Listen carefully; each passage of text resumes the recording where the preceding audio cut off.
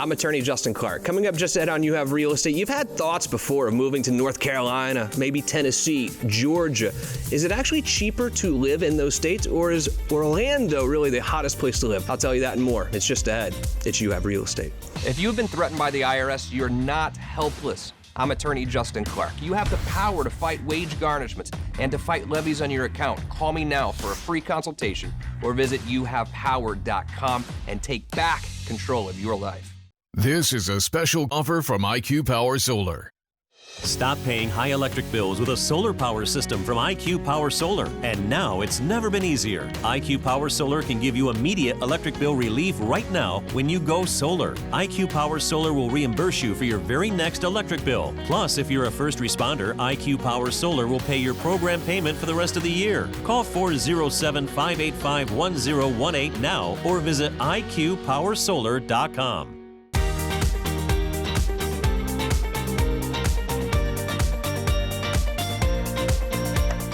And welcome to You Have Real Estate with me, attorney Justin Clark. Whether you're a first-time home buyer, seasoned investor, or even looking to sell your home, this next 30 minutes is designed just for you. Think of like hitting multiple open houses, all from your living room, but with my attorney advice throughout the show. Any questions whatsoever, I want you to feel free to call right now. The phone number, 407-205-0400. People are standing by right now to answer your questions. That's what the phone number is for. Also, if you want to start your house hunt, you want to find your dream home this weekend, Dallas Lehman with You Have Mortgages standing by, very same phone number. And by the way, Dallas has invited me for a crab boil at his house tonight, so today would be extra special if you could call Dallas. Any mortgage needs, you want to get pre-qualified, Dallas is standing by now, 407-205-0400. Excellent show today. You will not want to miss one single minute. And now it's time for the opening statement. The opening statement today is brought to you by my very good friend, Stephen Bader, the COO of IQ Power Solar. As you know, I have solar panels. I went solar about a year ago now. My electricity bill during this very hot summer, about $50 a month. What was it last summer? $500 a month, and I saved money on taxes. I would have owed $10,000 to the IRS last year had I not gone solar. But because I went solar, I paid zero. Please, Steve, tell me how you did it. Live here on site with the COO of IQ Power Solar, Stephen Bader. I already had solar installed on my house. I wanted to see his crew in action against Steve. You must admit, this is the most talented crew in all of solar. I'm pretty happy with it. The guys are doing a great job up there, obviously, professional. I mean, solar can have some people and some businesses that aren't so good. What separates IQ Power Solar? Well, it's really valuable to have your own install crew instead of subcontractors, etc. So these guys work together year after year. They've done a lot of trainings together. Every time there's a new product that comes to market, they go to manufacturer trainings. We're actually a warranty center for a lot of manufacturers, which is really cool, and it distinguishes us, especially when it comes to servicing. But really, it's just about cohesiveness. You know, these guys, they get here in the morning, they review the engineer drawings together. Sometimes they review the drawings in the office on a chalkboard environment when there's problems and stuff like that. But they lay it out and then just execute. So it's really cool when they have a lot of experience together, just like anything else. There's something to be said for one truck, two trucks, three trucks, all with the logo on there. Everyone has the same shirt, IQ Power Solar. I mean, this is a real professional organization. We try. And Stephen Bader, IQ Power Solar, thanks for coming out today. Of course. I'm going to tell you today why you should be fired up about living in Florida. And let me tell you, that group that the Orlando Sentinel bashes all the time, the Visit Florida or whatever, they don't pay me for this. So I don't want you to think that I have an agenda here. I don't. But I think it's important that you know how good we have it right now in Florida, especially real estate-wise. Number one, we have no state income tax whatsoever. One of only 9 states. I think a lot of you think that, there are all these states out there with no state income tax. Florida is one of 9. And I know what other states you're thinking about moving to. You're thinking about going to North Carolina, Georgia, maybe Tennessee. Georgia, state income tax, 6%. North Carolina, state income tax, 6%. Tennessee, no state income tax, but they do tax you on certain gains that you have throughout the year as well. So Florida is actually one of the very few states where you don't have to pay any state income tax whatsoever. But then if you look at the property taxes, basically the same. Georgia, Florida, Tennessee, North Carolina, very similar when it comes to property taxes. Or maybe you're thinking, you know what, I'm sick of this heat down here. I'm moving back to New Jersey. I don't know if that's a great idea if you care about money. The average property tax in the state of New Jersey, you want to guess? $8,100 per year. Florida, about $1,800 per year. We're talking about $7,000 or $8,000 difference in property tax alone, and that's even before you start thinking about the state income tax. And also, Florida has a little bit of Georgia in it. Go to the Panhandle. You're going to think you're in Georgia. You want to live in Tennessee? Go to Lake County. We're lucky to be in Florida because there are so many different places. Miami and Orlando, totally different. Miami and Destin, we're talking about, we have a lot of different communities within the state of Florida where you can really find something that you're really looking for. And lastly, and I've talked to you about this many times, one of the reasons why the real estate market here is still so hot, it's 900 people a day moving to Florida. It's like creating the city or a city the size of Orlando every single year. And that number, I think, guys, is going to continue to go up as people want to leave the New York cities and some of the bigger cities. I think that number continues to increase. And that's why I am bullish and thankful that we're living here in Florida. And we haven't even talked about the beaches yet. I mean, think about the beaches. I mean, Florida is a really good place. And even though sometimes you might think it's expensive here, if you really look at the numbers, Florida is a reasonable place to live. And now it's time for Real Questions. Every Saturday here on You Have Real Estate, I ask real questions to the truly trend-setting people in Central Florida's real estate community. Today on the show, welcome back, Joe Takacs. How are you, sir? Thank you so much. And Paul Young, great to have you. Thanks for coming. Hey, what's up? I don't know what we do anymore. Yeah, I know. It's all confusing. confusing. Thanks for having me on the show. No, pleasure to have you both. And Paul, let me start with you here. I mean, again, Visit Florida did not hire me. They do not pay me to sit here and say this. It's just, I feel like this is really how it is. I mean, what are you seeing down on the ground in the real estate world? Is Florida still hot? Extremely. But the market today, I would say it's even hotter than it was before. Even going last year, we would get calls domestically from other cities, New York, California. Also, Puerto Rico, doesn't matter, all over the South America. But moving into this year, I would say it's even hotter than it was last year. It seems that every house that's listed properly is flying off the shelf. I mean, we're writing contracts with people out even seeing the houses. Really? Yeah, it's pretty crazy. Are you seeing people from other countries coming Absolutely. here as well? Even with what's going on pandemic-wise, are you still seeing people from other countries come to live here? Absolutely. Within my office, we speak, it's growing every day, I swear, but probably 7 or 8 different languages. It's shocking to me that we're here mid-pandemic, and before the show I said, what are you seeing? How's business? You're like, it's great. Paul's like, it's great. What are you really seeing? Yeah, and it's kind of funny because it doesn't matter what real estate agent you ask currently, is everybody's kind of slammed, which is obviously a great thing. But a couple of really great positive things that are happening in the market, and Dallas can even allude to this as well, is interest rates are incredibly low, and that drives up affordability, which has been super promising. I mean, we've seen the interest rates decrease over the last year and a half every single month, almost like a whole tenth of a point. It's been wild. It's like free money right now. Yeah, it's nuts. So, the market pulse for July literally was sub 3% for all of the Orlando Association. Unbelievable. On there. So, it's been great. Affordability is awesome. There are tons of homes coming on the market, and you hit the nail on the head. Well, a lot of times we like to address the market one of two ways: seller's market or buyer's market. And then sometimes it can be a seller's market at a certain level and a buyer market at a different level. What are you seeing? How would you describe the market? There's really two things that's going on and why it's still a seller's market. And I say still because it's been that way for a long time. And it's really just inventory levels. Mm-hmm. They've continued to decrease. If you're a seller at this time and you've been on the edge or the brink about thinking of even potentially, whether it's cashing out your equity or moving or downsizing, whatever it is, holy smokes. They've got so much power right now. And then the other second case of that is there's so many buyers that are looking for homes. Right. Yeah. And there's a lot of negotiation standards and practices that you can really utilize during that time as a seller. And Paul, if you're working with someone from New York or whatever who's looking to come here and buy a house, so they must have sticker shock that it's actually so inexpensive here compared to Connecticut, Jersey, New York, correct? For sure. We had a guy that we helped to buy from New York City. not only was the price significantly lower of the home, but one thing you touched on in the beginning is his taxes.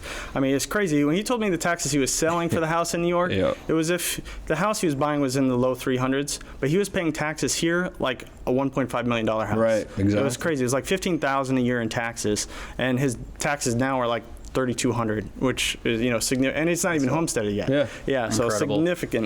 significantly lower, and he's getting a much bigger house than he had there too. Exactly. Is there a price point here in Florida where the market does slow down a little bit for a seller?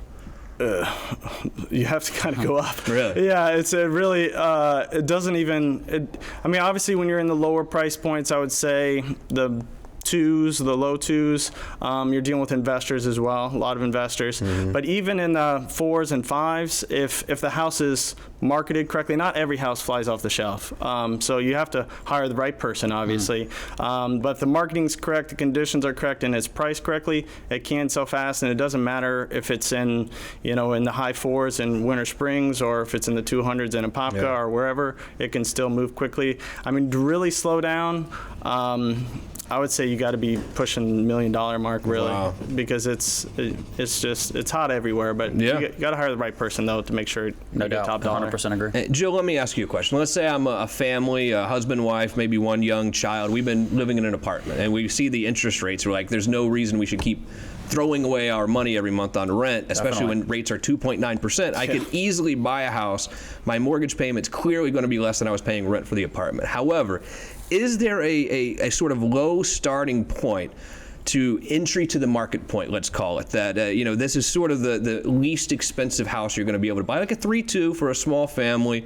What is my entry point into the real estate market? Yeah, absolutely. You know, first key factor is find the right real estate agent as well as your mortgage person. That having those two complement each other during that process is probably one of the most important key factors for many reasons that we won't really get into. But, you know, it's really just dependent on what you need. If you're just trying to get in somewhere, build some equity, start paying down your mortgage. I mean, villas and townhomes, I've seen as low as, you know, $175. They're in very livable spaces that are safe for your family. Granted, do you have to get queued on the location? Sure. But HOA. Yeah, HOAs and all that stuff you got to take care of. But I mean, there's a lot of creative ways and things that you can do to make sure that you're meeting those goals for sure. Yeah, and I think that's a very valid point too, is a lot of people say, I want to get out of the apartment, I want my own house, but there is quite a difference between a townhouse or a villa and a regular condo or apartment, right? No, absolutely. And it's really just catered to the amount of units that are on there. So townhomes are usually 4 to 6. Condos are going to, you know, just as you know, apartments. How do you, Paul, see the HOA fees differ when you look at condo versus townhome? So number-wise, I would say you're probably looking in the low 3s, most condos.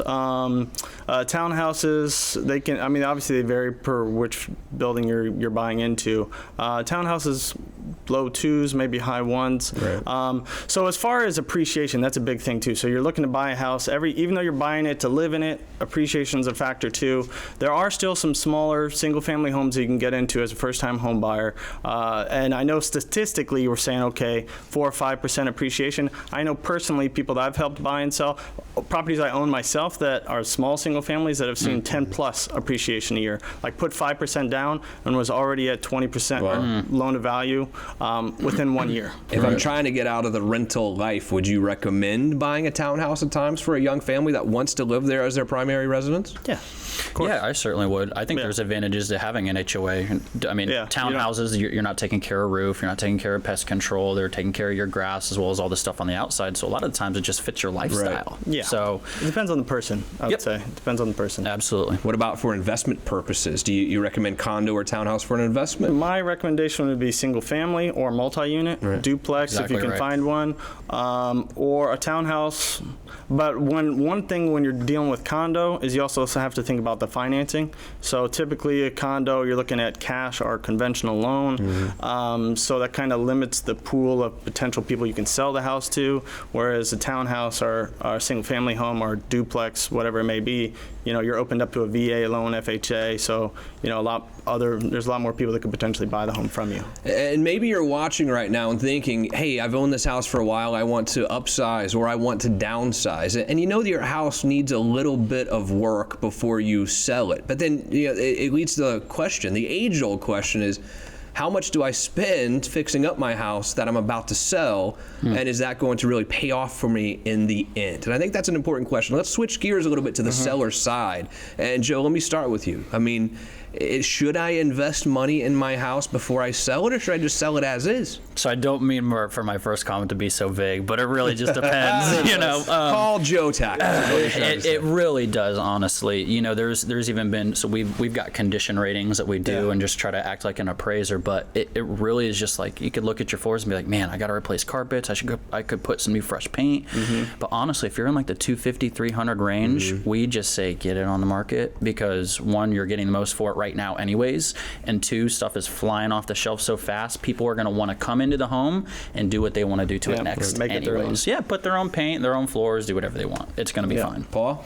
So, like you said, it greatly depends on the property. So, and that's a common question that us realtors will get. So we walk into a property, hey, should I change the color of this? Should I change the floors? Maybe should I put in granite? It all depends on the property. We do have connections with contractors that say, okay, I think if you do these few things, you'll get your money back. Right. The last thing we want you to do is spend money on something and not get the return. I see that the market is hot, so I'm going to sell my house now while the market's hot, but I can't go live down at the dog kennel down the street, so I either have to buy or rent myself, of course. Ever think of maybe okay, the kids are finally going back to college, right? After seemingly home for 8 years, it feels like. And I want to sell my house because I feel like the market's kind of at the peak. I mean, what are you recommending? Are you recommending someone go buy something else now, or any thought of renting for a while to see what the market does? What would you recommend your client if they want to downsize? Do what I would do personally. I mean, I would buy now as well. So it is I would say a seller's market, yes, but it's still very much a buyer's market too, because of the rates and all these other things that we're talking about. So, and with the amount of people that are moving here, appreciation is going up. Particularly if you're downsizing, it seems like those lower price points appreciate even faster. So if I was downsizing, I mean, that's part of our job to kind of guide you through that process of selling a house and then transitioning into the new house and making it seamless for you. But I would definitely buy now. I would not wait, for sure. I mean, you're going to buy that same house for 20 grand more in 6 months. Joe, what do you think? I've been doing a lot of those downsizings, honestly, and what I've personally seen, and this is kind of backed by metrics as well, is whenever people are downsizing, they're actually buying new, or relatively new. So there's a lot of attractiveness between, okay, let me sell my older house for maximum value, and even though I might pay a premium or overpay just a tad, I got a brand new house. So really just depends, but yeah. And I think if you are downsizing, though, generally I think we can have a little bit more of a detailed debate about it, but I think because of where the interest rates are right now, even if you're overpaying for the smaller house a little bit, I think with the interest rates being so low, even if you decide to move down the road, you'll be able to rent that house and certainly make money off the rental payment later. So I think now I'm a big advocate of, even if downsizing, I think you still buy. I don't think you rent. I think because of where the rates are right now, a downsize should lead to another purchase. That's my feeling. Completely agree. And speaking of what is on the market, I know you two brought some awesome properties to show us here today. And Joe, let me start with you here. We've got this 14501, is it Grove Resort Avenue? You got it. What an amazing little community. Where is this? This is over in Winter Garden. This is about 5 to, depending on traffic, right now it's 5 minutes to Disney. But it is over in Winter Garden, right off of the main strip there. There are tons of shops right next to Margaritaville, which is kind of like Jimmy Buffett's little thing, but it is a 3-3 luxury series condominium. Truthfully, 2 little master suites. The main master suite, though, as you can see here, has got a really nice tub, walk-in shower, an egregiously large master bath, as well as balcony view, and also a bay window that leads out to the balcony, which is supreme. So there's a little premium for this one because it is a 3-3, does have a balcony. It's all the way over on the edge, so it's more private. You're a corner unit, and it's just superb. This association has everything. They manage your property. They get people in there to rent it for you. Awesome. When you're not there vacationing, there's a water park at the resort. There's tons of restaurants. Truthfully, it's like endless. I went there, was taking photos. I almost got lost there. I was like, man, I don't even want to go to Disney. I'm by myself. But really great little property. Is this in the Margaritaville Resort or no? No, it's not. It's in the Grove Resort. It's just right next to Margaritaville. But it has its own restaurants and everything right there? You got it. Right inside the resort. Mm-hmm. And what is the price point on this beautiful condo, by the way? Absolutely. So it's on the market right now for $389,900. They still are finishing a lot of the projects, but the thing I like about having something that's pre-existing is, one, you're already in tune with everything that's already going on. You just move right on into the association. You don't have anything to buy, and everything in there is the same, whichever unit you get. So all of the furnishings are included. There's that awesome little bar that's out there, and everything. So. Awesome place, Yeah, huh? thank And you now, so much, does man. someone buy this that wants to live there, or is this an investment? Pure investment. He did it as a vacation home, and getting rid of it and deciding to do a couple others. So. And are there any do you have any rental history or anything that you could show, or no? Yeah, absolutely. Okay, I'd be great. happy to share that with you guys for sure. Awesome. It looks like a great little investment. Certainly, also it's an investment that they're going to do the renting for you. It sounds, and you don't really have to. You just go there when you want to hang out. Exactly. The rest of the month they're going to rent it for you, and hopefully cover the mortgage and all the fees and expenses. Maybe even make a little bit of money. That's the goal. Right. If you have a question, you'd like to see this investment property, give Joe a call right now at 407-205-0400.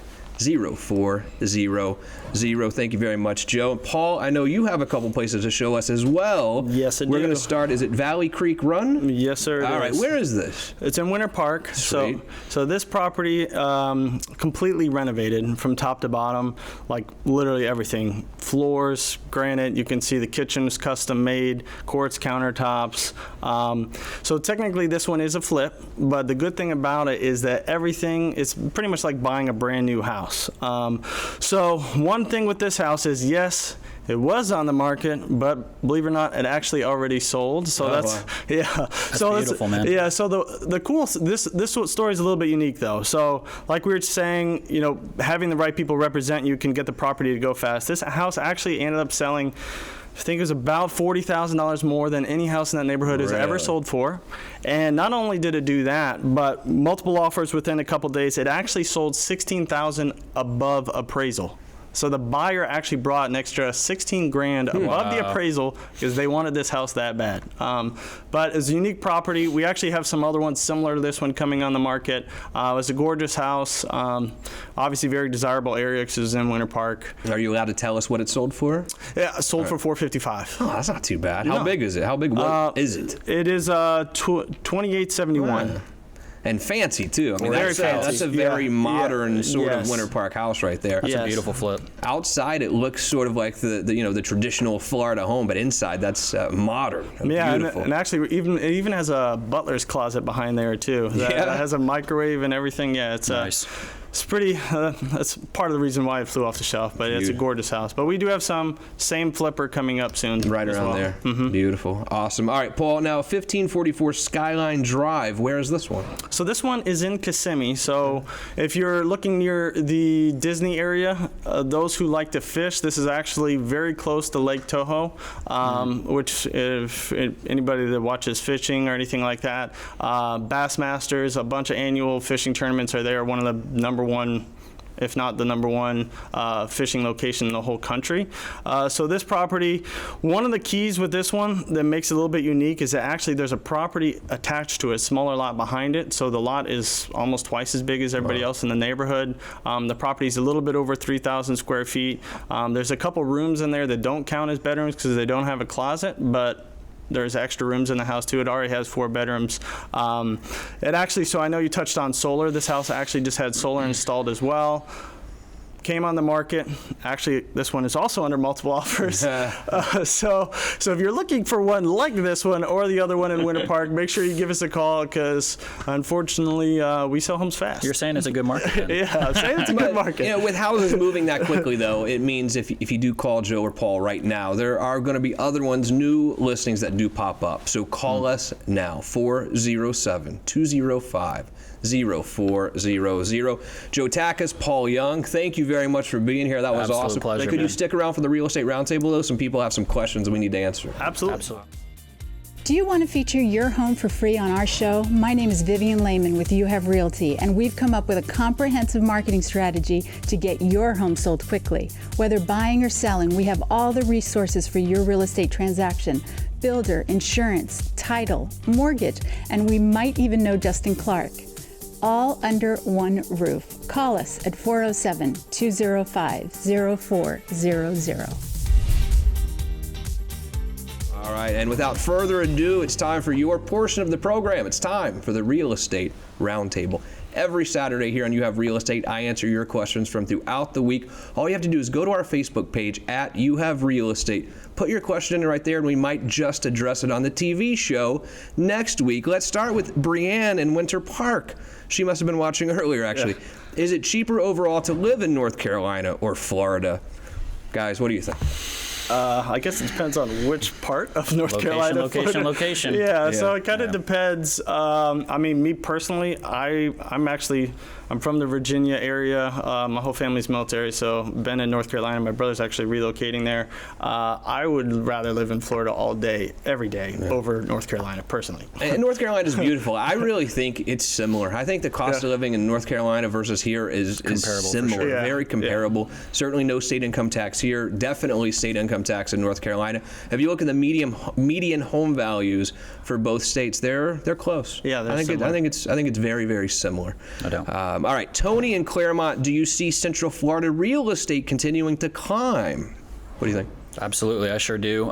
Hate to say it, but I think the election's going to have a pretty, big weighing on everything on that, especially moving on forward. But I mean, we've been optimistic, especially since the first show. Yeah, everybody was like, "What's going to happen with COVID and the economy and everything going on?" And it's still been great, and we certainly don't see it to being able to do that. Interest rates is a big ticket there. I completely agree. Yeah, if anything, it's gotten even a little bit better or stronger since we first started this pandemic. We are in a pandemic, but certainly not a real estate crisis. That's no for doubt. sure. Well, you got to think about Orlando, Central Florida. We're growing. I mean, other parts of the country maybe not, but here, people are coming here. So I definitely see us continuing to rise. Agreed. Rhonda and Osteen, are rural prices on the increase as well? And does it take me longer to sell a house here in a rural area? What do you think?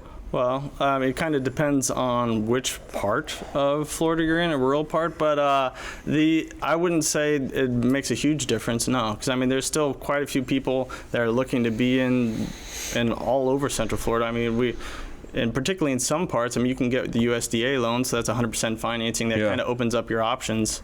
So I wouldn't say it has a huge effect on you being not in the middle of a city, no. What do you think? Yeah, I mean, it's really just based on the availability and the desire of the current consumer, right? So I think there's a little bit more of time on the market. I know there is just a tad, but it's not something to where it should endanger you or fear you from going on the market now. Totally right. We've got about 30 seconds. Skip in Volusia County says, I'm thinking about moving down to Orlando. Any affordable areas you can recommend? Joe? Anywhere in Central Florida. Well, it depends on what you consider affordable.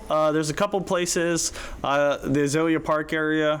It's a little bit east of downtown Orlando. There's some really good properties that are pretty affordable in Apopka as well. And there's a lot of different little pockets that you can find. But that's part of choosing the right realtor, because we will show you all your best options. Great suburbs all over the place. Yeah, absolutely. Excellent job, Joe Takacs with Core Group. Nice to see you again. Likewise. Paul Young, Young Real Estate. Great to meet you, sir. Thank you for being here. I really appreciate you both. I think it was a great show. I think so. Amazing show, and thank you again as always. You got it. I'm heading to Dallas Lehman's house now for some crab boil, but if you want to get pre-approved, he is still there now, waiting on me to get there. Call him at 407-205-0400. Thank you so much for joining me. If you're interested in selling your house as well, give us a call. We're happy to take a look at it and see exactly what you need to do to really maximize that value or pre-approval. Again, it's Dallas Lehman. I'm attorney Justin Clark, and I'll see you next week for You Have Real Estate.